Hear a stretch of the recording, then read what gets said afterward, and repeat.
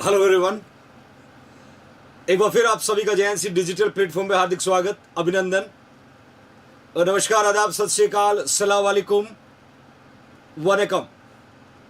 North से 2021 special subject wise, unit wise, topic wise MCQ, जहां भी अपना कम्युनिटी हेल्थ नर्सिंग सब्जेक्ट चल रहा है और इसमें स्पेशली कम्युनिकेबल डिजीज पे बनने वाले एमसीक्यू हम डिस्कस कर रहे हैं। लास्ट क्लास में काफी डिजीज को कवर करने की कोशिश की थी। रिमेनिंग जो डिजीज है पार्ट 2 में आज कवर करेंगे। तो फटाफट इस इंपॉर्टेंट क्लास को मैक्सिमम फ्यूचर नर्सिंग ऑफिसर तक एक बार शेयर जरूर करें ताकि जरूरतमंद बच्चों को इंपॉर्टेंट क्लास का बेनिफिट मिले। पुष्पेंद्र, जगदीश, टेंजिन, भवानी, अशोक, सुरेश, बदमाश बच्चों, get well soon my dear. Yogita, R K Saini, Mohammad Rashid, प्रीति, नाविया, बबली कश्यप, काजल, मोनू, आप सभी का JINC डिजिटल प्लेटफॉर्म पे हार्दिक स्वागत है। आज के इंपॉर्टेंट क्लास को कैरी ऑन करने जा रहे हैं my loving future nursing officer, जहां पर कम्युनिकेबल डिजीज के पार्ट 2 हम यहां पर डिस्कस करेंगे।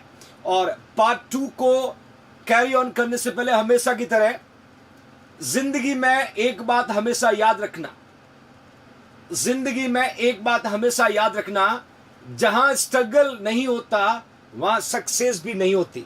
मैं हमेशा क्लास में कहता हूं कि बच्चों आप बहुत स्ट्रगल कर रहे हो और जिंदगी में किसी इंसान को सफल होना है, किसी अपॉर्चुनिटी को अचीव करना है तो स्ट्रगल होना बहुत जरूरी है।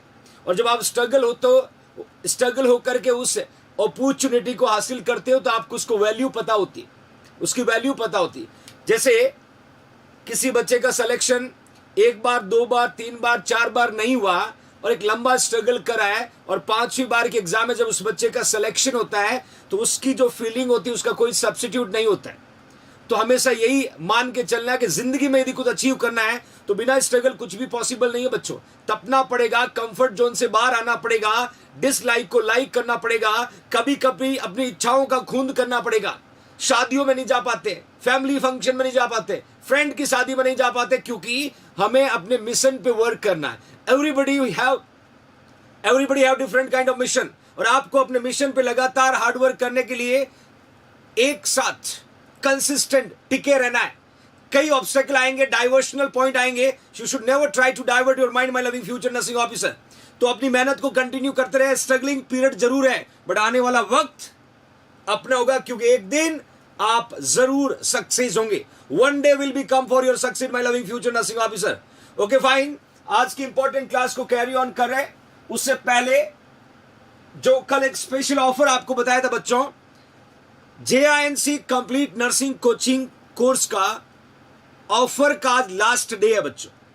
आज रात 12 बजे के बाद वापस ये प्राइस इंक्रीज होकर के 6,700 हो जाएगी। तो ऑफर का आज लास्ट डे है। इस ऑफर का जो भी फ्यूचर नर्सिंग ऑफिसर बेनिफिट लेना चाहता है वो जरूर लें।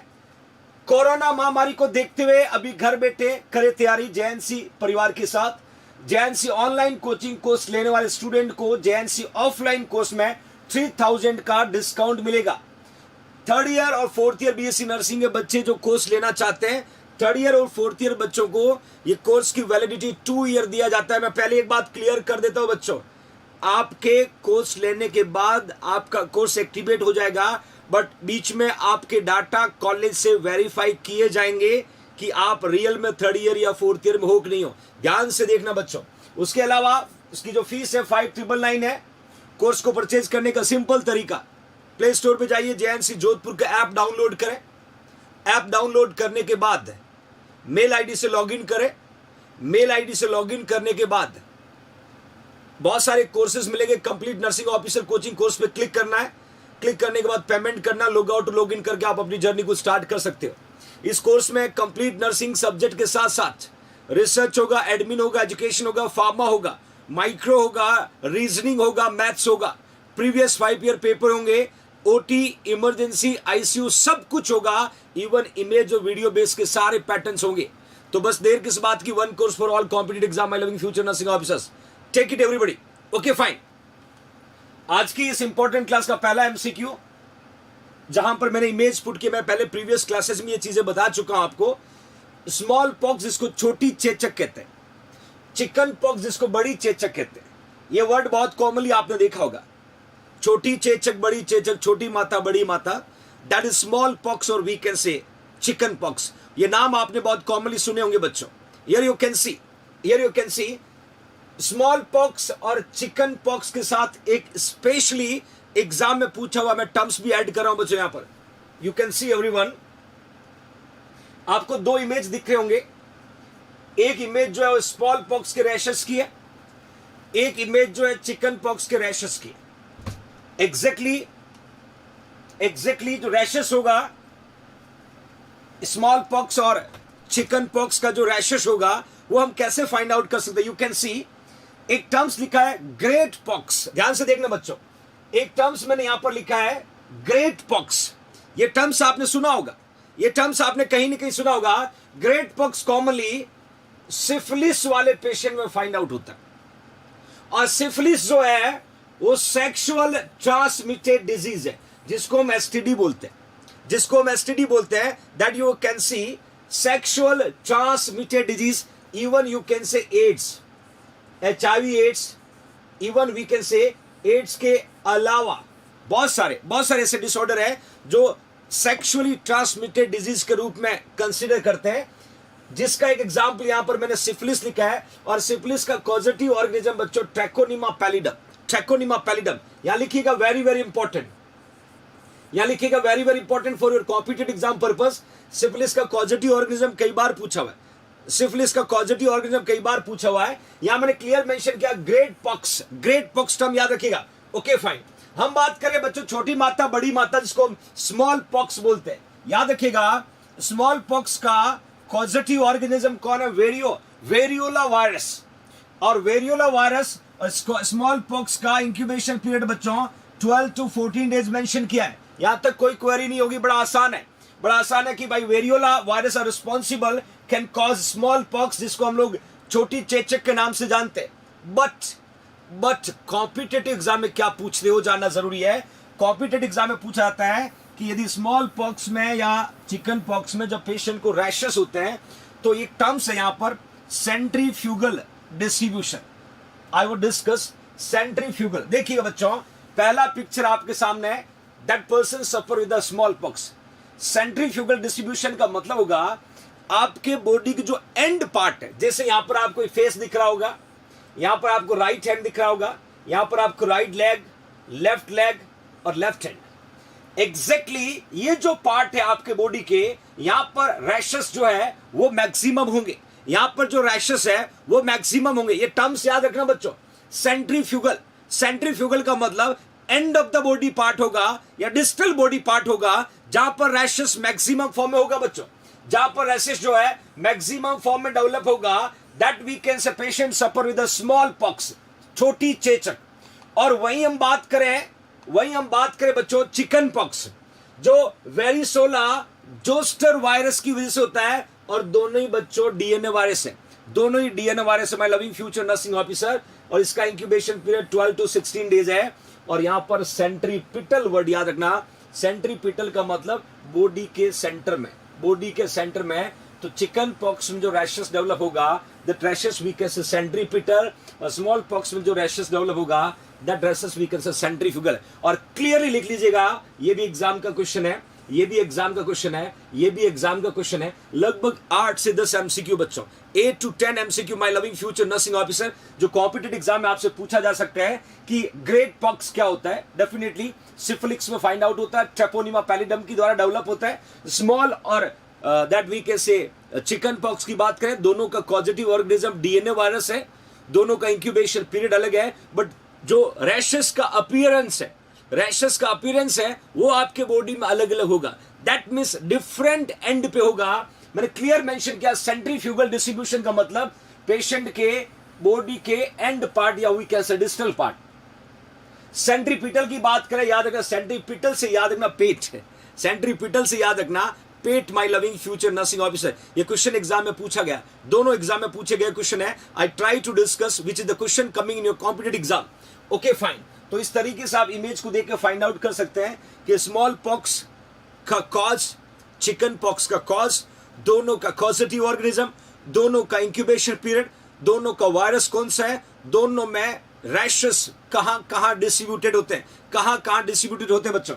ओके फाइन, ध्यान से देखिएगा। एक और इमेज यहां पर पुट किया है। क्वेश्चन है कि what is the sequence of rashes in chicken pox. Chicken pox में रैशेस के सीक्वेंस क्या होंगे, रैशेस के सीक्वेंस क्या होंगे। Again very very very important for your competitive exam purpose. Clearly they are asking my loving future nursing officer कि what is the sequence of rashes in a chicken pox. Chicken पॉक्स वाले patient में जब rashes develop होते हैं तो सबसे पहले कौन सा होगा, सबसे लास्ट में कौन सा होगा, सबसे पहले कौन सा होगा, सबसे लास्ट में कौन सा होगा। Vesicle, macules, papules, scab. B में लिखा papules, vesicle, macules, scab. C में लिखा macules, papules, vesicle, then scab. और डी में लिखा है स्कैब, वेसिकल, मैक्यूल्स और पैप्यूल्स। चार ऑप्शन आपके सामने है। मैं पैप्यूल्स का, वेसिकल्स का, मैक्यूल्स का सबका इमेज आपको दिखाऊंगा कि एग्जैक्टली जब इनका अपीयरेंस होता है तो कैसे दिखता है, इनका अपीयरेंस कैसा दिखता है। तो फटाफट बच्चों आंसर पुट करेगा my loving future nursing officer. Almost we cross 1300 future nursing officer. बच्चों एक बार क्लास को लाइक जरूर करो, लाइक जरूर करो, शेयर और like, it's your own responsibility because you are the real JINC army. आपकी रिस्पॉन्सिबिलिटी है बच्चों। Like it everybody, like it everybody.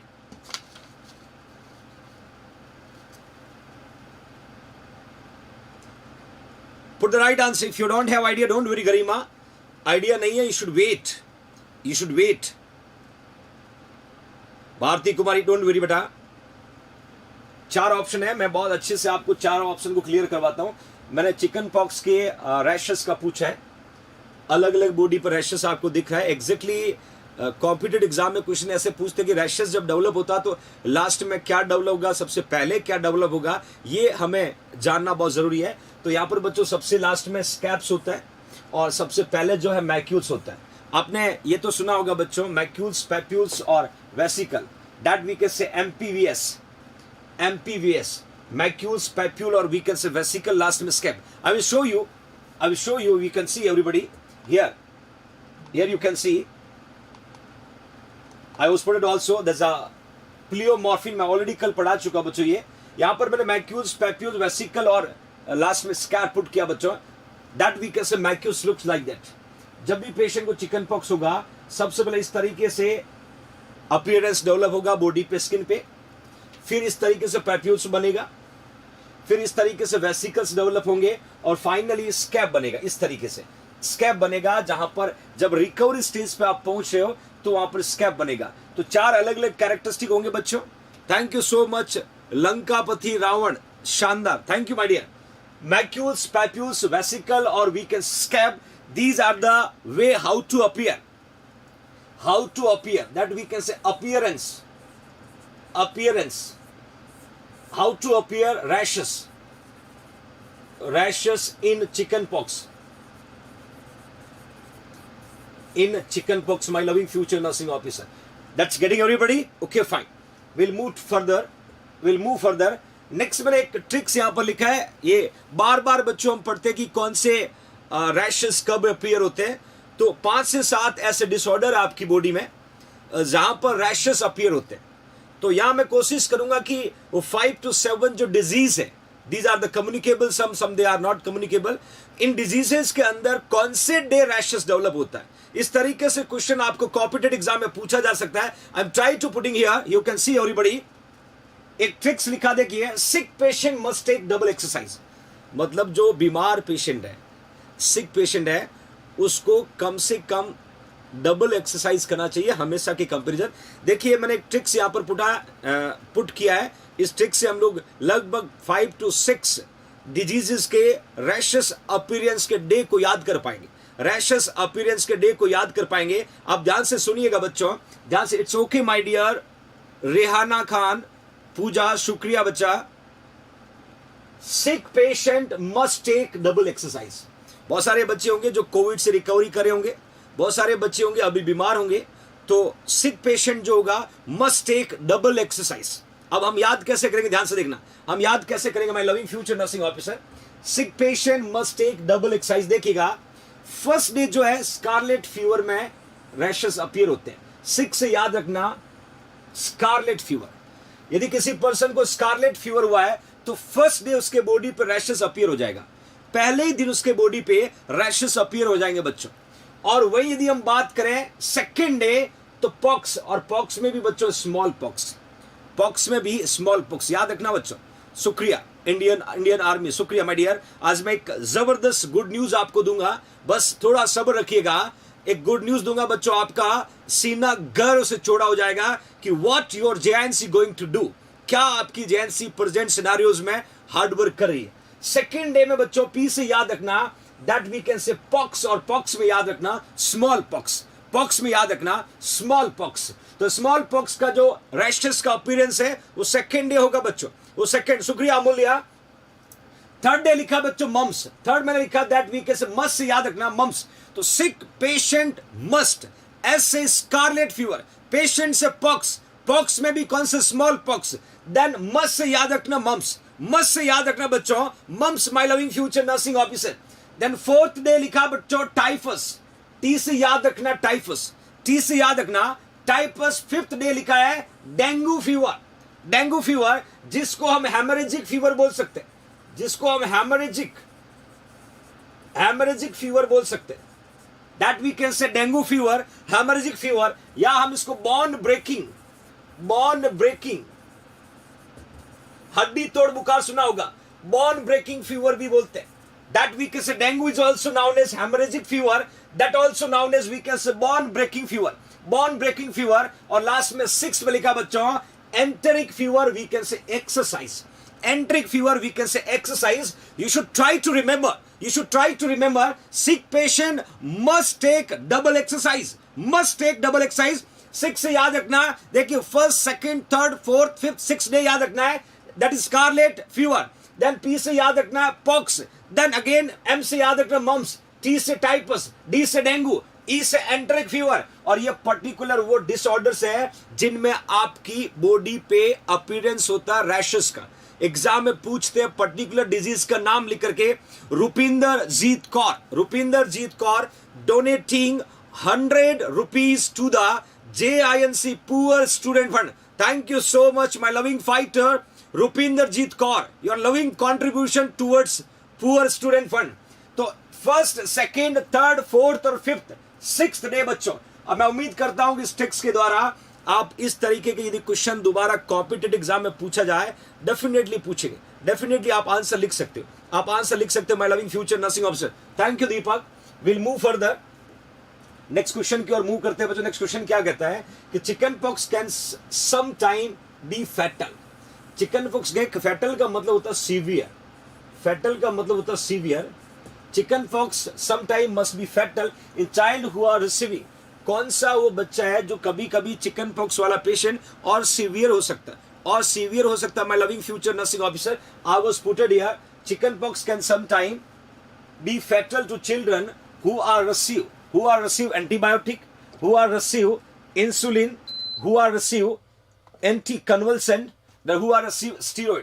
वो चिकन पॉक्स का पेशेंट है, वो कब सीवियर हो जाता है, कब फैटल हो जाता है, कौन सी ड्रग को जब वो रिसीव करेगा, कौन सी ड्रग को जब रिसीव करेगा तो पेशेंट की कंडीशन जो है सीवियर हो सकती है। फैटल का मतलब सीवियर बच्चों, फैटल का मतलब my loving future nursing office severe बोल सकते हैं। The chicken pox can sometime be fatal to children who are receiving antibiotics, insulin, anticonvulsant और वी कैन से स्टीरॉइड। फटाफट आंसर पुट करेगा। शुक्रिया माय डियर। 4 ड्रग लिखा है, एंटीबायोटिक लिखा है, इंसुलिन लिखा है, एंटी कन्वल्सेंट में मैं पुट कर सकता हूं एप्टोइन आता है, एप्सोलिन आता है। स्टीरॉइड के अंदर बच्चों Dexona, dexamethasone, Decadron, prednisolone, these are the drugs. और स्टीरॉइड का हम बोल सकते हैं इम्यूनो सप्रेसिव ड्रग्स। और जब भी इम्यूनो सप्रेसिव ड्रग्स का यूज करते हैं, कब करते हैं, जब किसी भी पेशेंट को ऑर्गन जो है, ऑर्गन को जब हम डोनेट करते हैं और रिसीवर जब ऑर्गन को रिसीव करता है, उस रिसीव कर 24 आवर्स पहले एंटी कन्वल्सेंट स्टीरॉइड ड्रग दी जाती है जिससे पेशेंट का इम्यूनिटी जो है सप्रेस हो जाए। तो विच इज द राइट आंसर? लगभग 1500 प्लस फ्यूचर जनरेशन क्लास को वॉच कर रही है बच्चों। आंसर पता है तो लिखना ना भूलें। Bharat Mochiya donating 40 rupees toward JINC poor student fund. Thank you Bharat for your loving contribution. Put the right answer everybody. कौन सा ड्रग है जिसकी वजह से पेशेंट का चिकन पॉक्स और सीवियर हो सकता है? या डेफिनेटली स्टीरॉइड, या मैंने कहा था इम्यूनोसप्रेसिव।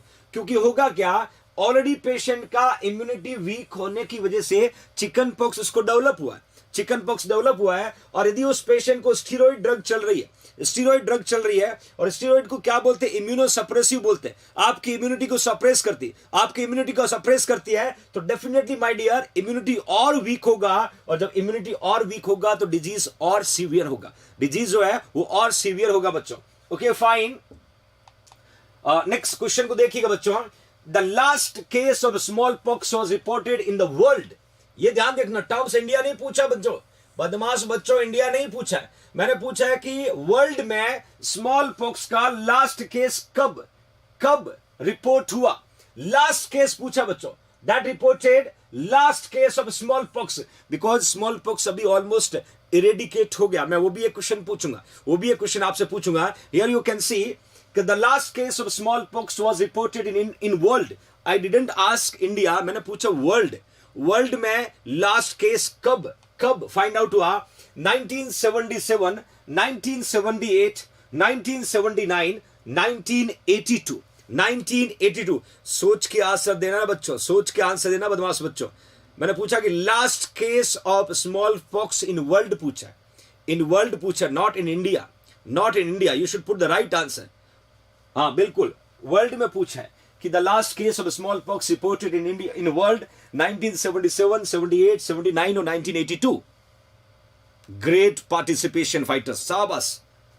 ऑलमोस्ट बच्चों ने यहां पर 97 और 98, 77, 78, ज्यादातर बच्चों ने सही लिखा है। 77 करेक्ट है बच्चों। और जगह का नाम भी आपने सही लिखा, the world last case of small pox occurring in the Somalia 26 अक्टूबर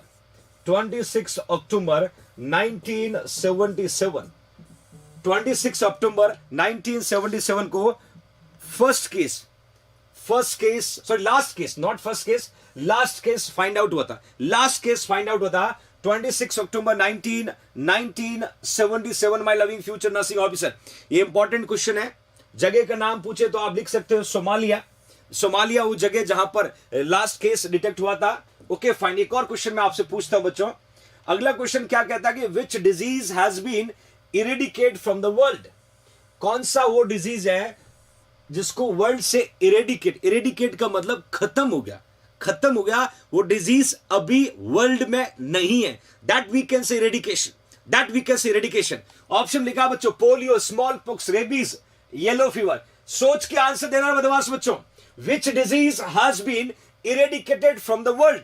कौन सी डिजीज को पूरे वर्ल्ड से इरेडिकेट कर दिया गया, इरेडिकेट कर दिया गया। That question I ask from your side. तो फटाफट राइट आंसर पुट करिएगा, फटाफट राइट आंसर पुट करिएगा। विच इज द राइट आंसर? मैंने 4 ऑप्शन दिया बच्चों, polio, small pox, rabies, yellow fever.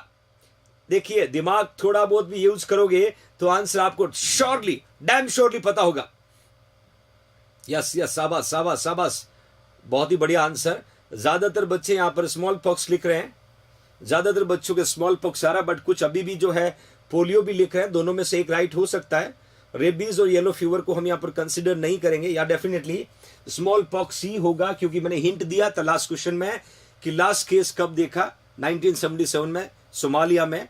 और स्मॉल पॉक्स जो है बच्चों WHO ने डिक्लेयर किया 8 मई 1980 को कि small pox has been eradicated from the world, from the world.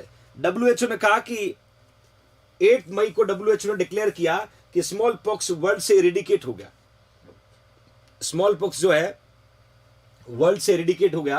Polio जो है इंडिया से इरेडिकेट हो गया, पोलियो जो है ये इंडिया से इरेडिकेट हो गया बच्चों। तो इस तरीके के सिंपल क्वेश्चन भी एग्जाम में पूछे जाते हैं। कभी कभी हम सिंपल क्वेश्चन में धोखा खा जाते हैं, सिंपल क्वेश्चन में धोखा खा जाते हैं, तो हमें थोड़ा पेशेंस रखना है, पढ़े हुए क्वेश्चन को रिमेंबर करने की कोशिश करना। नेक्स्ट क्वेश्चन को देखिएगा, small pox vaccine content small pox की जो वैक्सीन है उसमें क्या रहेगा?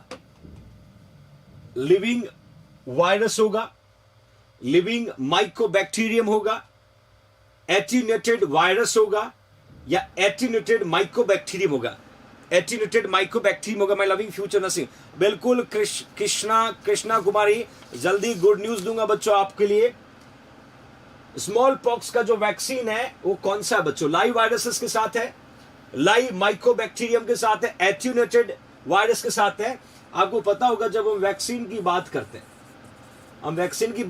एक हम पढ़ते हैं लाइव एटीन्यूटेड, एक हम पढ़ते हैं किल्ड वैक्सीन, एक हम पढ़ते हैं टॉक्सॉइड वैक्सीन। बहुत सारी लाइव एटीन्यूटेड होते हैं, कुछ किल्ड होती है, 2 वैक्सीन जो है टॉक्सॉइड होती है। मैंने पूछा स्मॉल पॉक्स की वैक्सीन की बात करें, that contain which kind of substance? Okay Neelam Rani, don't very, living virus होते हैं बच्चों, लिविंग वायरस होता है। जब स्मॉल पॉक्स वैक्सीन की बात करते हैं, does have living virus, that will be administered, absolutely correct बच्चों, बिल्कुल सही आंसर। जिन्होंने ए लिखा है उनका आंसर एब्सोल्युटली करेक्ट है। और if you don't have idea, आज के बाद आपको पता चल जाना चाहिए कि स्मॉल पॉक्स की जो वैक्सीन है वो डज कंटेन क्या रहेगा उसमें आप लिखिएगा लिविंग वायरसेस होगा बच्चों, लिविंग वायरसेस होगा। My loving future nursing officer. Okay fine. Next question क्या कहता है? How does Ebola spread from human to human? आपने जैसे अभी कोविड-19 के नाम को बहुत अच्छे से सुन रहे होंगे, इबोला वायरस भी ने अच्छे से तांडव मचाया था बीच में। तो Ebola virus human to human में कैसे ट्रांसफर होता है, ये क्वेश्चन पूछा है।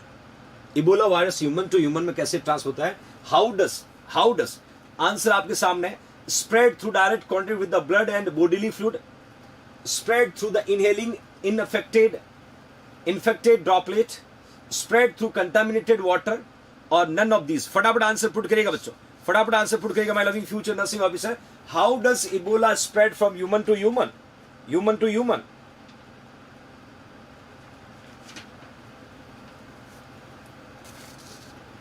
मैं हिंट देता हूं, इबोला जो है इसका दूसरा नाम भी बता देता हूं बच्चों, इबोला हेमरेजिक फीवर भी बोलते हैं। Ebola hemorrhagic fever, that is a disease, that we कैसे डिजीज? आपसे क्वेश्चन पूछा जा सकता है। Even incubation period 2 to 21 days का होता है, 2 to 21 डेज का इंक्यूबेशन पीरियड होता है। इन्होंने पूछा ह्यूमन टू ह्यूमन में कैसे स्प्रेड होता है? ह्यूमन टू ह्यूमन में इबोला जो है वो कैसे स्प्रेड होता है? A B C D 4 option आपके सामने है। फटाफट आंसर पुट करना बच्चों, फटाफट आंसर पुट करना। Which is the right answer?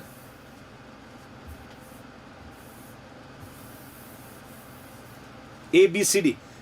देखिए आंसर नहीं है, वेट करें बच्चों, नए क्वेश्चन है, समझने में आसानी होगी बिल्कुल। जिन्होंने ए लिखा बहुत कम बच्चों लिखा है। Spread through direct contact with blood and bodily fluid. Blood and bodily fluid जो है किसी एक पर्सन का, दैट इज अफेक्टेड पर्सन का दूसरे पर्सन के कॉन्टेक्ट में आता है। It may be transfer from one human to another human. Question को समझना, मैंने ह्यूमन टू ह्यूमन का पूछा, मैंने पॉजिटिव ऑर्गेनिज्म की बात नहीं की है, ह्यूमन टू ह्यूमन का पूछा है। यदि एक पर्सन में पहले से है तो दूसरे पर्सन को स्प्रेड होने के लिए कंटामिनेटेड या वी कैसे अफेक्टेड जो ब्लड और आपके बॉडी का फ्लूइड होता है, it may be responsible to transfer from one person to another. Almost we cross 1590। Thanks India to trust on JINC Jodhpur for giving your lots of love and trust towards your institute, my loving future nursing officer. Okay fine, next good news finally आपके सामने। देखिए बच्चों good news क्या है? Good news ये है कि आपके अपने जो JINC चैनल है, पिछले 8 to 10 मंथ में इंडिया में नर्सिंग चैनल में सबसे अधिक बार देखा गया चैनल बना है बच्चों। आपका अपना JINC ई नर्सिंग यूट्यूब चैनल, जितने भी नर्सिंग कॉम्पिटिटिव के चैनल है आपके यूट्यूब पे, उसमें अभी तक के चैनल में हाईएस्ट व्यू के साथ टॉप पे पहुंचा बच्चों, हाईएस्ट व्यू के साथ टॉप पे पहुंचा है। ये गुड न्यूज आपकी मेहनत और JINC के भरोसे से पॉसिबल हुआ। हियर यू कैन सी, मैंने रियल डाटा यहां पर पुट किया है। आपको दिख रहा होगा चैनल का एनालिसिस मैंने पुट किया है। ये आपका JNC ई नर्सिंग यूट्यूब चैनल है, ये आपका JNC ई नर्सिंग यूट्यूब चैनल है। अभी तक एग्जैक्टली डाटा मैं आपको पुट करूं तो दैट वीक इज 1,27,42,782। ये आपके अपने JNC चैनल के व्यू है लास्ट 8 मंथ के, लास्ट 8 to 9 मंथ के। लास्ट 8 to 9 मंथ में आपका अपना JNC वर्ल्ड में, स्पेशली इंडिया में सबसे ज्यादा बार देखा गया JNC का चैनल बना बच्चों। JNC ई नर्सिंग का सबसे हाईएस्ट व्यू जो है वो इंडिया में आपके चैनल को मिले बच्चों, आपके अपने JNC को मिले। 1,27,42,782 व्यूज लास्ट 8 to 9 मंथ। ये देखिए, ये आपका भरोसा है और इसका क्रेडिट आपको जाता बच्चों। आपने इस चैनल को बनाया, आपने इसको लोकल से पेंडेमिक बनाया, आपने इसको लोकल से पेंडेमिक बनाया। That credit goes to the my JINC army, my loving future nursing officer. तो ये एक हिस्टोरिकल इवेंट है बच्चों।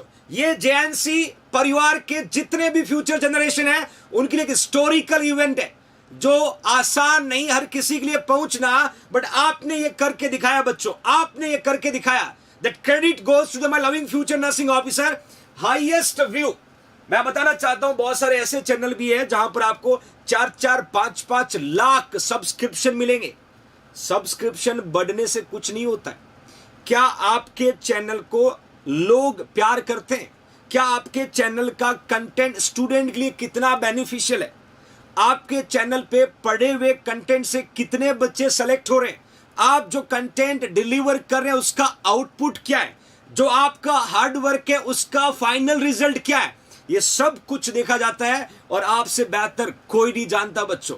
हो सकता है 10% क्रिटिक्स हर पर्सन के होते हैं, और मैं तो कहता हूं बच्चों होने चाहिए। 10% लोग बुराई करने वाले होने चाहिए जो हमेशा कुछ नया करने की सीख देते हैं। बट आई डोंट केयर, जो भी बच्चे यहां पर पढ़ रहे हैं, जो ईमानदारी से JNC जोधपुर पे पढ़ रहे हैं, मैं तहे दिल से उनकी हर तरीके से मदद करने की कोशिश करूंगा जो मैं कर सकता। और इस चैनल को आपने इंडिया का हाईएस्ट नर्सिंग व्यूअर चैनल बनाया।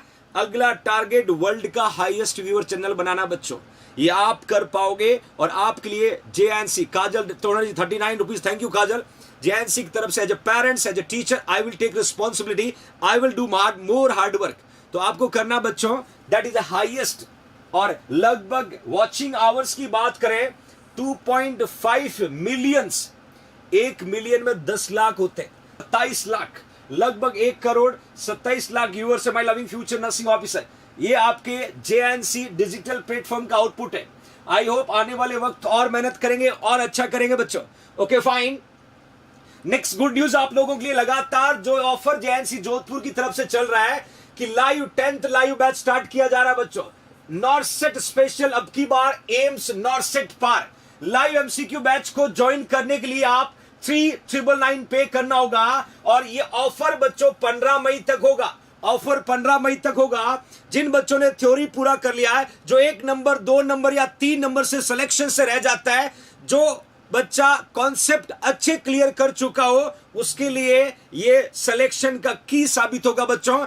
जहां पर बेसिक MCQ, एनक्लेक्स, मोसबी, थ्योरी, वो सब कुछ पढ़ाया जाएगा जो एक सिलेक्शन के लिए जरूरी है। और आपका JNC MCQ बैच के लिए जाना जाता है बच्चों, क्योंकि फाउंडर ऑफ MCQ आपका JNC जोधपुर है।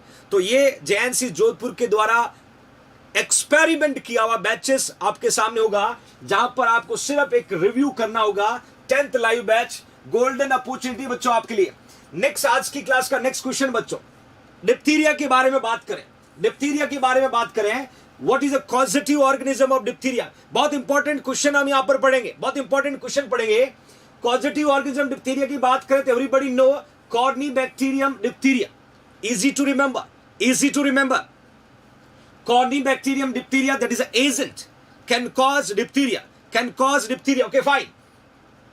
Next देखिएगा, next लिखा बच्चों, incubation period of diphtheria 2 to 6 days. It's easy to remember. 2 से 6 दिन का इंक्यूबेशन पीरियड होता है। डिप्थीरिया का कॉजेटिव ऑर्गेनिज्म जैसे ही आपकी बॉडी में एंटर करेगा, सिम्टम दिखने तक के टाइम को इंक्यूबेशन पीरियड कहते हैं। इंक्यूबेशन पीरियड कहते हैं बच्चों, 2 to 6 डेज का होगा। देन डायग्नोसिस करने के लिए एक टेस्ट करते हैं, इसका नाम है सिक टेस्ट। यहां तक तो सबको पता है, और मैं यहां लिख देता हूं बच्चों, this is your competitive exam MCQ. Schick test पे बहुत सारे क्वेश्चन बनेंगे, सिक टेस्ट पे बहुत सारे क्वेश्चन बनेंगे। देखिए पहला क्या काम है, सिक टेस्ट क्या करता है बच्चों, find out susceptibility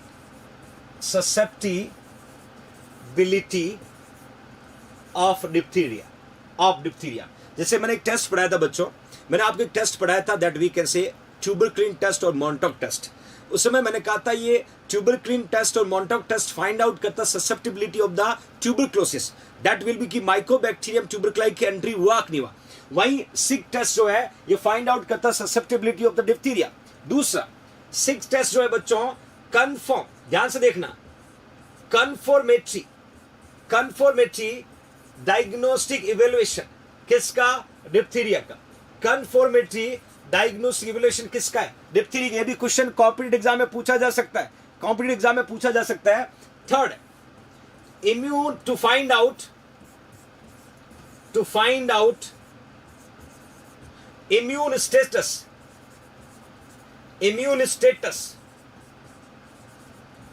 of diphtheria patient, कि पेशेंट का इम्यूनिटी कैसा है, पेशेंट का इम्यूनिटी कैसा है उसको पता लगाने के लिए even to find out, even बच्चों to find out hyper sensitivity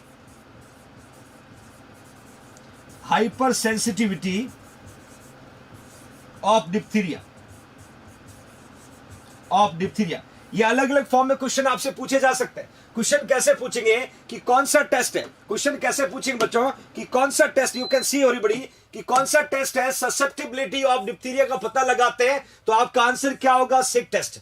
question ऐसे पूछेंगे कंफर्मेटिव टेस्ट कौन सा है डिप्थीरिया का, तो आपको आंसर लेना है सिक टेस्ट। क्वेश्चन पूछेंगे कि इम्यून स्टेटस का पता लगाने कौन सा टेस्ट करते हैं, तो आंसर लिखना सिक टेस्ट। और क्वेश्चन पूछेंगे हाइपर सेंसिटिविटी का पता लगाने के लिए कौन सा टेस्ट होगा, तो आंसर लिखोगे सिक टेस्ट। मैं आपको बताऊंगा बच्चों सिक टेस्ट कैसे करते हैं, बट सिक टेस्ट पे क्वेश्चन बनता ही है। जैसे मैंने आपको कॉप्लिक स्पॉट बताया था, वो एक इंपॉर्टेंट क्वेश्चन था। यहां पर मैं सिक टेस्ट पे ज्यादा ध्यान दे रहा हूं क्योंकि ये क्वेश्चन कई बार आया हुआ है, कम से कम 10 बार पूछा हुआ है, 11वीं बार भी आ जाएगा, तो आपको इसके लिए प्रिपेयर रहना होगा। तो 4 एमसीक्यू मैंने कहा है बच्चों, तो find to susceptibility, confirmative diagnostic evaluation, find immune status, find out the hypersensitivity. 4 MCQ यहां पर पूछे जाते हैं जो कॉम्पिटिटिव एग्जाम के पर्पस से इंपॉर्टेंट है बच्चों। ओके फाइन, अब नेक्स्ट एक क्वेश्चन यहां पर पूछता हूं मैं आपसे।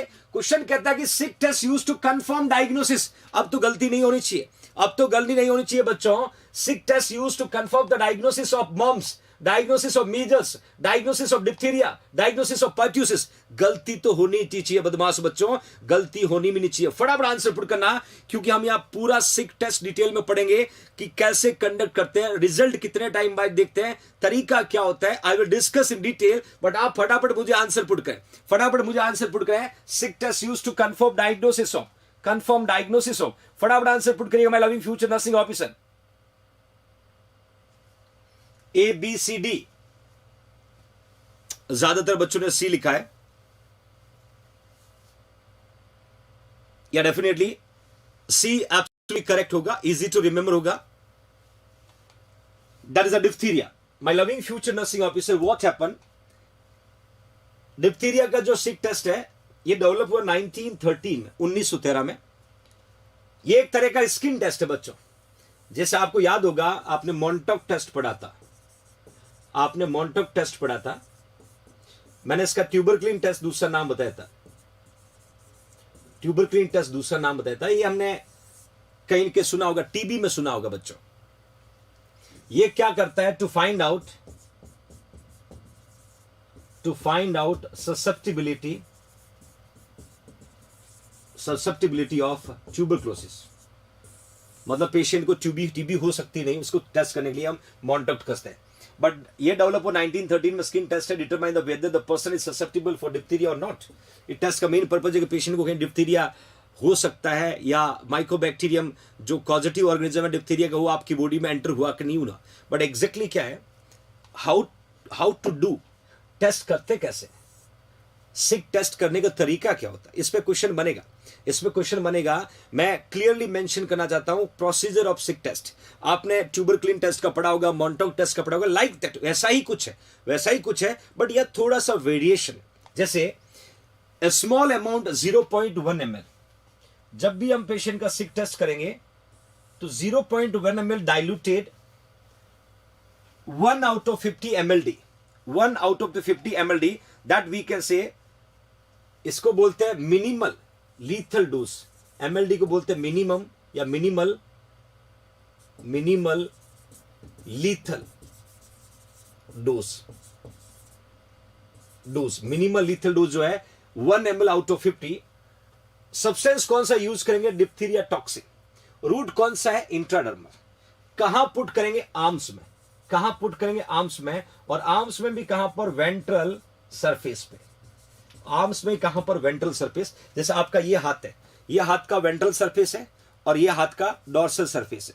वेंट्रल का मतलब क्या होगा, देखिए बच्चों, ये हाथ है, this is the ventral surface, that is the dorsal surface. Ventral का मतलब अंदर वाला, डॉर्सल का मतलब बाहर वाला। तो हम क्या करेंगे सिक टेस्ट करने के लिए, 0.1 ml सब्सटेंस लेंगे। वो सब्सटेंस क्या होगा बच्चों, वो डिप्थीरिया टॉक्सिन्स होगा।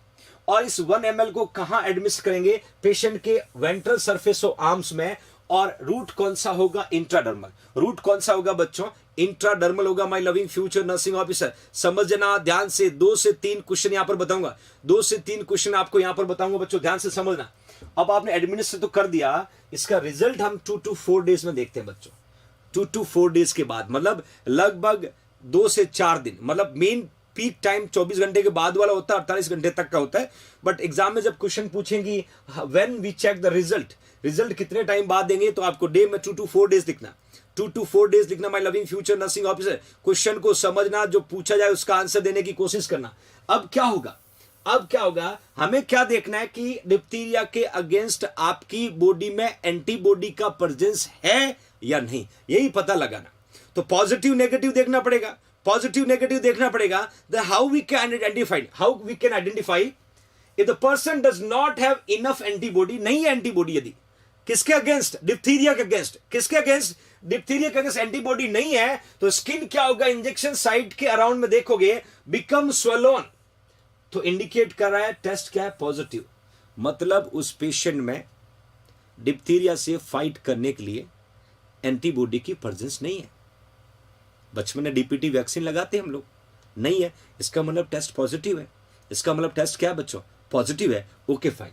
दूसरा, if the person has an immunity, the little no swelling redness occur into the surrounding the site of injection, तो that we can say negative. मतलब ये है कि ये पेशेंट का वेंट्रल सरफेस है, यहां पर पेशेंट को इंट्राडर्मल एडमिनिस्ट्रेशन किया, एडमिशन करने के बाद में यहां पर रेडनेस और स्वेलिंग फाइंड आउट हुआ, इसका मतलब पेशेंट के बॉडी में इम्यून सिस्टम में डिप्थीरिया के अगेंस्ट एंटीबॉडी नहीं है, तो टेस्ट पॉजिटिव आएगा, टेस्ट पॉजिटिव आएगा। और यदि एंटीबॉडी होगा तो टेस्ट नेगेटिव आएगा, टेस्ट नेगेटिव आएगा। तो इस तरीके से क्वेश्चन आपको कॉम्पिटेटिव एग्जाम में पूछा जा सकता है। बिल्कुल 2 to 4 डेज लिखना है, या फिर 24 डेज के बाद, और 24 आवर्स से लेके 24 आवर्स के बाद 48 आवर्स तक हम कंसिडर करते हैं, ये मेन पीक टाइम होता है जहां पर हमें रिजल्ट मिलता है। बट डेज में ज्यादातर पूछते तो 2 to 4 डेज, आवर्स में 24 घंटे के बाद, आवर्स में 24 आवर्स के बाद लिखना बच्चों।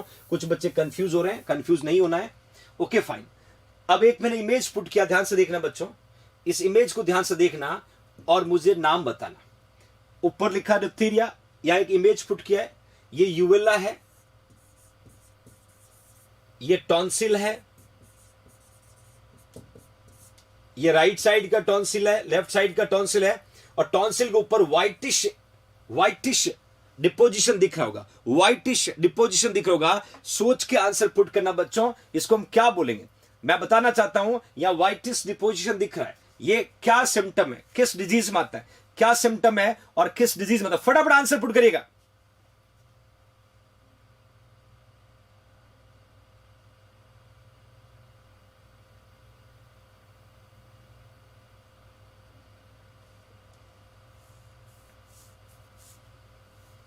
Put the right answer everybody. What is the name? बस शीतल, टॉन्सिलाइटिस नहीं है बेटा। टॉन्सिलाइटिस में इन्फ्लेमेटरी प्रोसेस होता है। ल्यूकोप्लेकिया भी नहीं कह सकते। Anybody have answer? Anybody have answer? लगभग 1500 प्लस बच्चे क्लास को वॉच कर रहे हैं। यहां पर पेशेंट का यूवेला पे व्हाइटिश मेम्ब्रेन है, राइट और लेफ्ट टॉन्सिल पे व्हाइटिश मेम्ब्रेन। ये डिपोजिशन है, ये जमा हुआ सब्सटेंस है, ये जमा हुआ सब्सटेंस है। तो इसको हम क्या बोल सकते हैं? येलोइश, येलोइश बोल सकते हैं, ग्रीनिश बोल सकते हैं। तो what is the symptom? Pseudo membrane. मार दो चौके छक्के जितने मारना चाहे, मार दो चौके छक्के जितना मारना चाहे, कहीं तो आंसर राइट बने, कहीं तो आंसर राइट हो, कहीं नहीं हो रहा है, कहीं नहीं हो रहा है। अब मैं और हिंट देता हूं, अब मैं और हिंट देता हूं। ये डिप्थीरिया का क्लिनिकल फीचर है, ये डिप्थीरिया का क्लिनिकल फीचर। अब आंसर दीजिएगा। If anybody have idea. देखो ये स्यूडो मेम्ब्रेन बदमाश बच्चों कॉपी पेस्ट करना शुरू कर दिया, कुछ नहीं पता चला, किसी ने कुछ लिखा तो पीछे पीछे लग गए। नो नो नो, बिल्कुल नहीं। स्टोमेटाइटिस भी नहीं। जितना हो सके चौके छक्के मार लो, फिर मैं आपको आंसर पुट करता हूं। मैक्सिमम आंसर गलत है, मैक्सिमम आंसर गलत है। एक इमेज दिया है जहां पर आपको यूवेला टॉन्सिल पे व्हाइटिश ग्रे येलो मेम्ब्रेन दिख रहा है। That is a yellowish membrane over the tonsil uvula, soft palate and posterior pharynx. That we can say yellowish membrane over the tonsil uvula, और we can say soft palate और posterior pharynx. Actually क्या होता है, actually क्या होता है देखिएगा। जो डिप्थीरिया है, डिप्थीरिया है, डिप्थीरिया का कॉजेटिव ऑर्गेनिज्म कौन था? Corny bacterium diphtheria, corny bacterium diphtheria. ये पेशेंट को अफेक्ट किया, कॉर्नी बैक्टीरियम डिप्थीरिया। तो बताना चाहता हूं बच्चों, कॉर्नी बैक्टीरियम डिप्थीरिया जो है ये मल्टीप्लाई, मल्टीप्लाई जो है ये कॉमनली कहां पर होता है? मल्टीप्लाई कहां होगा? टॉन्सिल,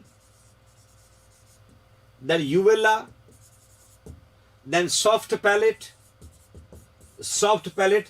मतलब ऑलमोस्ट आप देखोगे ओरल कैविटी का वो साइट है जहां पर डिप्थीरिया जाकर के मल्टीप्लाई होता है। My loving future nursing officer, जैसे ही मल्टीप्लाई होगा तो ये क्या करेगा? एक सब्सटेंस को रिलीज करेगा, release powerful exotoxin, release powerful, that we can say exotoxin, exotoxin. ये कॉजेटिव ऑर्गेनिज्म जो है डिप्थीरिया का वो सिक्रीट करेगा, और ये एक्सोटॉक्सिन जो है that substance will be formation, that substance will be formation of yellow, white, gray deposition, deposition on membrane, on membrane. एक बार फिर से बता रहा हूं बच्चों, ध्यान से देख रहे हैं, एक से फिर से बता रहा हूं। एक्चुअली क्या हुआ, पेशेंट को क्या था? डिप्थीरिया था। डिप्थीरिया का कॉजेटिव ऑर्गेनिज्म कौन था? Corny bacterium diphtheria. Corny bacterium diphtheria आपके बॉडी में एंटर किया, और एंटर होने के बाद ये कॉमनली मल्टीप्लाई कहां पर होता है? माउथ में जाके, ऑरल कैविटी में, स्पेशली सॉर थ्रोट वाला एरिया हो, सॉरी फेरिंक्स वाला एरिया हो, टॉन्सिल वाला एरिया हो, पैलेट वाला एरिया हो, यूवेला वाला एरिया हो, वहां जाके जब मल्टीप्लाई होता है, और मल्टीप्लाई होने के बाद एक पावरफुल सब्सटेंस को रिलीज करता है। दैट सब्सटेंस वी कैन से, या आई वाज पुटेड एक्सोटॉक्सिन। और ये एक्सोटॉक्सिन क्या करेगा? आपके इन ऑर्गन पे जाकर के व्हाइट येलो फॉर्म को डिपॉजिट करेगा, और ये मेम्ब्रेन के ऊपर आइडेंटिफाई होगा, मेम्ब्रेन के ऊपर आइडेंटिफाई होगा। That we can say yellow membrane over the tonsil uvula soft palate posterior pharynx. ये इंपॉर्टेंट क्वेश्चन एग्जाम में पूछा जा सकता है बच्चों। देन उसके अलावा कुछ सिम्टम मैंने यहां पर लिखे हैं। सॉर थ्रोट पेशेंट को हो सकता है, डिस्फेजिया पेशेंट को हो सकता है, लो ग्रेड फीवर पेशेंट हो सकता है। These are the common symptom loving my loving future nursing officer. Okay fine, next देखिएगा। नेक्स्ट क्वेश्चन की तरफ बढ़ने से पहले, जो complete nursing officer coaching course है बच्चों, उसका आज ऑफर का लास्ट डे है, ऑफर का लास्ट डे है। इस कोर्स को परचेज कर सकते हैं BSc third year, fourth year, और we can say final year student जिन्होंने अभी एग्जाम दिया, जो अपने आप को प्रिपेयर करना चाहता है नॉर्सेट के लिए। Already I would discuss a lot I will discuss a lot my loving future nursing officer. Next बात करें whooping cough, there is a pertussis. क्या क्या क्वेश्चन यहां पर बनेगा, ध्यान से देखिएगा। वूपिंग कफ पे किस किस तरीके के क्वेश्चन बन सकते हैं कॉम्पिटेटिव एग्जाम के पर्पस से, my loving future nursing officer. I was putted here, whooping cough को क्या बोलते हैं? 100 डेज कफ के नाम से क्वेश्चन बनता है कि 100 डेज कफ आपके बॉडी में किसको बोलते हैं। दूसरा, कफ ऑफ 100 डेज के नाम से प्रोनाउंस कर सकते हैं, कफ ऑफ 100 डेज के नाम से प्रोनाउंस कर सकते हैं। ये दो अलग अलग टर्मिनोलॉजी यहां पर बन सकती है। That directly we can say whooping cough, or we can say pertussis, also known as 100-day cough or cough of 100 day. That you can put everybody. Okay, fine. We'll move further. Next मैंने put किया बच्चों कि whooping cough का causative organism, मैंने कि कल की class में भी आपको बताया था बच्चों, Bordetella pertussis। कल की क्लास में भी आपको बताया था Bordetella pertussis are responsible to can cause whooping cough, और इसका इंक्यूबेशन पीरियड 7 से 14 दिन का, 7 से 14 दिन का होता है। This is the basic things will be asking. Basic thing will be asking your competitive exam. That is a Bordetella pertussis, or we can say incubation period. यहां पर एक इमेज मैंने पुट किया है, और आंसर तो अपने आप चलाया बच्चों। That image will be indicating patient suffer with the tetanus. आपने देखा होगा टिटनस वाले पेशेंट का जो मसल्स होती है वो स्टिफ हो जाती है, मसल्स जो होती है वो स्टिफ हो जाती है। इस पिक्चर में ध्यान से देखना, पेशेंट सुपाइन पोजीशन में था, बट क्या हुआ, पेशेंट का बॉडी जो है सेंटर से पूरा अप हो गया, अपर जो पार्ट है बॉडी का डाउन हो गया, लेग जो है नी से फ्लेक्स्ड है। इस तरीके से स्टिफनेस पेशेंट के बॉडी में दिख रही होगी तो कहीं ना कहीं इंडिकेट करेगा पेशेंट को टिटनस था, या definitely it will be indicating tetanus, my loving future nursing officer. या बिल्कुल, ये एक इंपॉर्टेंट सिम्टम है, मैंने यहां पर पुट किया क्योंकि कुछ क्वेश्चन टिटनस से रिगार्डिंग हम यहां पढ़ने वाले हैं जो एग्जाम में पूछे जा सकते हैं। आई वाज पुटेड हियर, क्या हुआ, पेशेंट को स्पाज्म हुआ, स्टिफनेस हुआ, कहां हुआ, जॉ, इसको हम ट्रिस्मस या लॉक जॉ बोलते हैं। एग्जाम का क्वेश्चन है बच्चों कि लॉक जॉ और वी कैन से ट्रिस्मस जो है वो कौन सी डिजीज का सिम्टम है? Stiffness of your neck muscles, specially जबड़ा जो है जॉ जो है लॉक हो जाएगा, is can not able to open और close. It will be indicating patient suffer with the tetanus. My loving future nursing officer, spasm and stiffness in your jaw muscles. The word we can say trismus, or other word we can say lock jaw. Or stiffness of the your neck muscles. और ये commonly किसमें find out होता है बच्चों? Tetanus बहुत danger है। बहुत सारे बच्चे टिटनस का इंजेक्शन लगाते हैं, 6 मंथ के ड्यूरेशन से लगाते हैं। किसी भी इस सब्सटेंस से आप अफेक्ट करे हो, कहीं लग जाती, चोट लग जाती है, इस प्रोबेबिलिटी टू डेवलप टिटनस। तो जब डेवलप हो जाता है तब पता चलता है कितना डेंजर होता है। ओके फाइन, मैंने यहाँ पुट किया क्लियरली बच्चों, इंक्यूबेशन पीरियड ऑफ टिटनस 7 से 14 दिन, और वी कैन से 2 से 3 दिन, वी कैन से 6 से 10 दिन, और 2 से 6 दिन। तो फटाफट आपको आंसर पुट करना है, इंक्यूबेशन पीरियड ऑफ टिटनस, फटाफट लिखिएगा बच्चों, विच is the right answer. I ask incubation period of tetanus 7 से 14, 2 से 3, 6 से 10 और 2 से 6। या definitely Ruhi Pawar, too much dangerous. मैंने इंक्यूबेशन पीरियड टिटनस का पूछा है, या एब्सोल्युटली करेक्ट बच्चों। 6 से 10 दिन वाला, that absolutely correct. We can say see जो है incubation period of tetanus, there are many times they are asking what is the incubation period of tetanus, और tetanus जो है वो 6 से 10 दिन हम कंसिडर करते हैं, 6 to 10 days। Okay fine, next देखिएगा, नेक्स्ट क्वेश्चन लेप्रेसी पे क्वेश्चन आता है कि लेप्रेसी जो है इसका एक और नाम मैंने पुट किया है लॉइन लाइक फेस, दूसरा नाम पुट किया है हैंसन डिजीज। ये क्वेश्चन एग्जाम में कई बार पूछा हुआ है कि हैंसन डिजीज किसको बोलते हैं, तो आपको आंसर लिखना बच्चों leprosy is also known as Hansen. क्यों हैंसन वो पर्सन है जिन्होंने लेप्रेसी का पता लगाया, तो that we can say Hansen disease. और इसी को लाइन लाइक फेस के नाम से भी जानते हैं, लाइन लाइक शेर के जैसा चेहरा दिखेगा, line like face. Okay fine, leprosy का कॉज होता है माइकोबैक्टीरियम लेप्रे और माइकोबैक्टीरियम लेप्रोमेटोसिस भी बोलते कभी कभी, नाम एक ही है।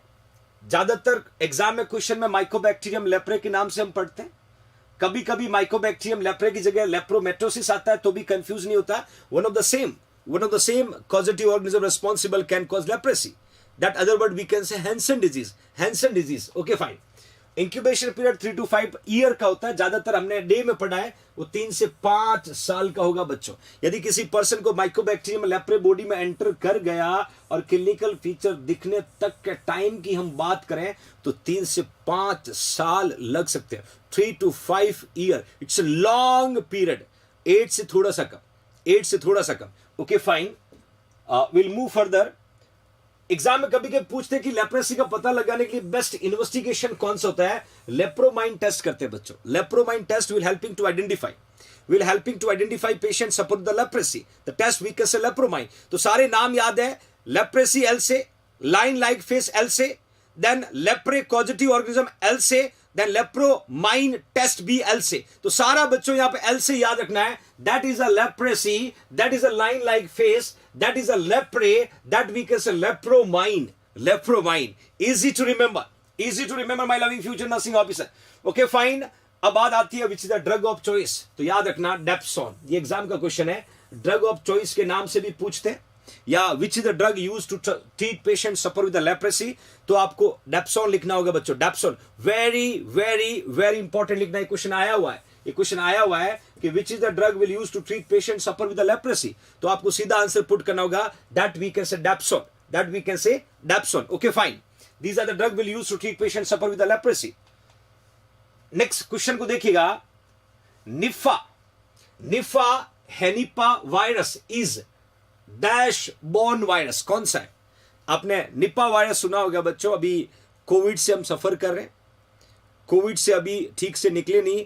पिछले कोविड के बाद निफा वायरस आइडेंटिफाई हुआ था.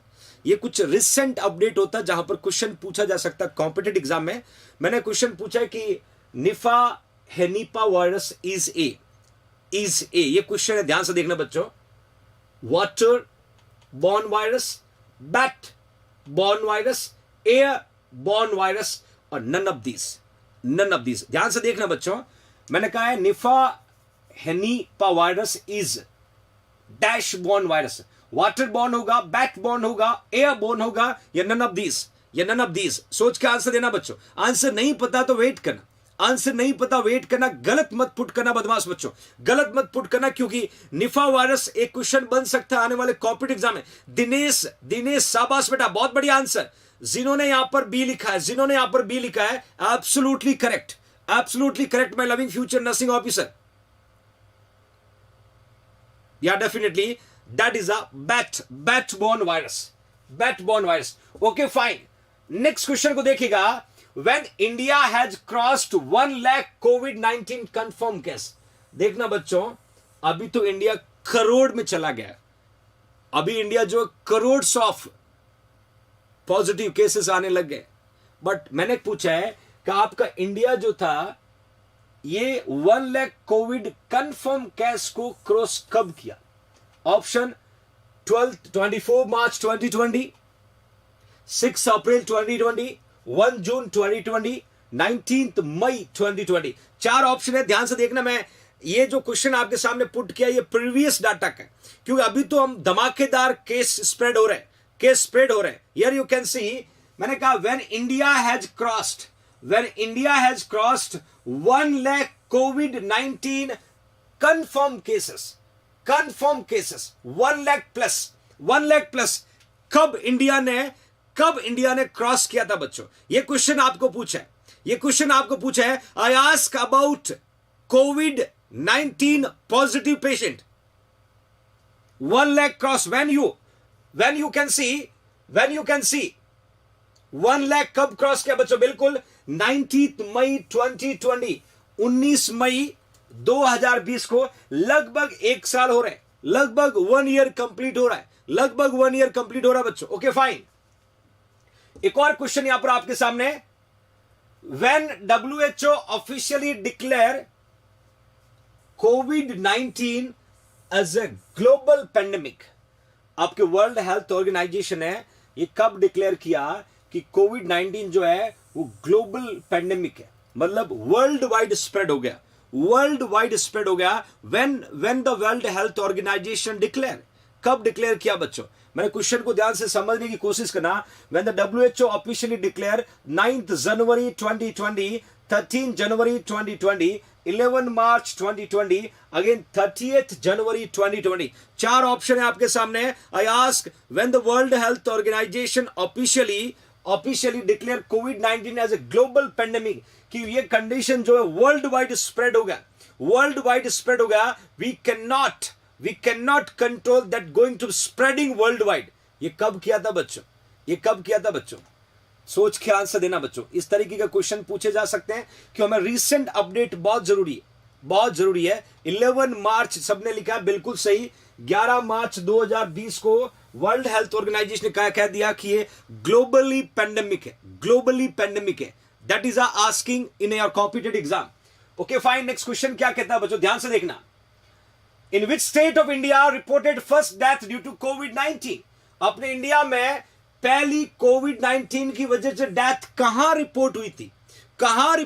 याद से देखना, कौन से स्टेट में, कौन से राज्य में, इंडिया में कौन से स्टेट में पहला कोविड पॉजिटिव पेशेंट की डेथ हुई?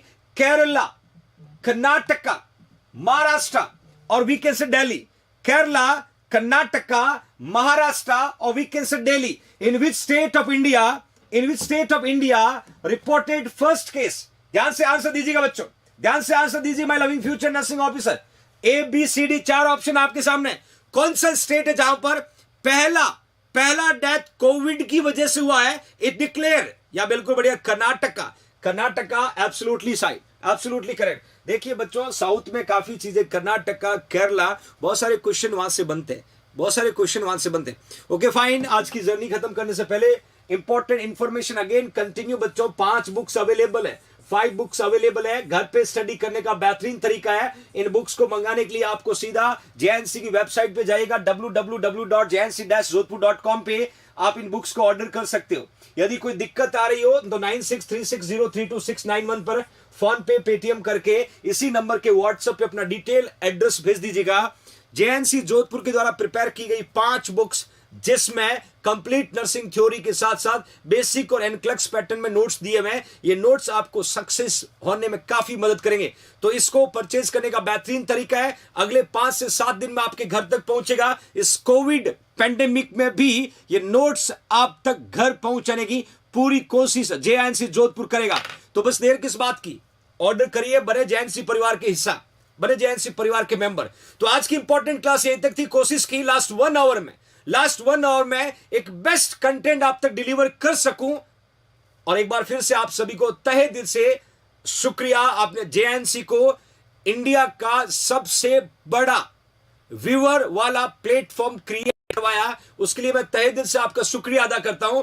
कोविड वॉरियर्स को JNC परिवार सैल्यूट करता है बच्चों, जो कोविड ड्यूटी कर रहे हैं, कोरोना पॉजिटिव के रिकवर होने के बाद फिर से कोविड ड्यूटी कर रहे हैं, उन कोरोना वॉरियर्स को JNC परिवार सैल्यूट करता है बच्चों। अपनी पढ़ाई को कंटिन्यू रखिएगा, कोविड में अपना ख्याल रखिएगा, हेल्थ का ख्याल रखिएगा, मां बाप का विशेष ध्यान रखिएगा। हो सके तो किसी का भला करना इस संकट में, किसी की मदद करना, बट अपना ख्याल जरूर रखना। पढ़ाई पे फोकस रखना, क्योंकि बहुत सारी हैपनिंग सोसाइटी में हो रही है, और उसे बचने का एक बेहतरीन तरीका तब भी होगा जब आप लगातार अपने आप को प्रिवेंट कर पाए बच्चों। तो JNC परिवार आपके हेल्थ का ख्याल रखेगा, आप अपना हेल्थ का ख्याल रखिएगा, बड़े बुजुर्गों का रेस्पेक्ट करिएगा। कल फिर मुलाकात करूंगा एक नए टॉपिक के साथ। तब तक के लिए जय हिंद, जय भारत।